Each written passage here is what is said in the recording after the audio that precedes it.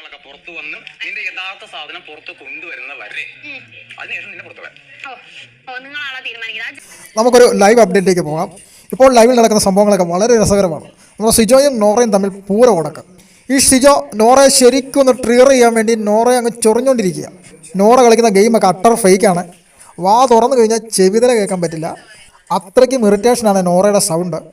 അതുപോലെ ജാസ്മിന് നന്ദനയും കൂടെ ഫൈറ്റ് ഉണ്ടായപ്പോൾ നോറ അത് നോക്കി ചിരിച്ചുകൊണ്ടിരിക്കുകയായിരുന്നു. ഇവിടെ എന്ത് പൊതുവിഷയം ഉണ്ടായാലും അതിനകത്തൊന്നും നോറ ഇടപെടത്തില്ല. ഇവിടെ ഫേക്കായിട്ട് കളിക്കുന്ന ഒരു കണ്ടസ്റ്റൻ്റ് ഉണ്ടെങ്കിൽ അത് നോറ തന്നെയാണെന്ന് സിജോ പറയുന്നത്. ഈ നോറയെ അങ്ങനെ ഒന്ന് പ്രൊവോക്ക് ചെയ്യിക്കാനാണ് സിജോ ശ്രമിക്കുന്നത്. ഒരുപക്ഷെ നോറയെ ടാർഗറ്റ് ചെയ്തുള്ള ഒരു ഗെയിം ചിലപ്പോൾ സിജോ ശ്രമിക്കുന്നുണ്ടായിരിക്കാം. ഈ ടോപ്പ് 5ലേക്ക് അടുക്കാറായപ്പം പലരും സേഫ് ഗെയിമാണ് കളിക്കുന്നത്. എങ്ങനെയെങ്കിലും ആരെങ്കിലും പൊളിച്ചെങ്കിൽ മാത്രമാണ് ആ ടോപ്പ് 5ലേക്ക് കയറാൻ സിജോയ്ക്ക് കഴിയത്തുള്ളൂ. എന്തായാലും സിജോ നല്ലൊരു ഗെയിമിലേക്ക് തന്നെയാണ് മടങ്ങി വന്നിരിക്കുന്നത്.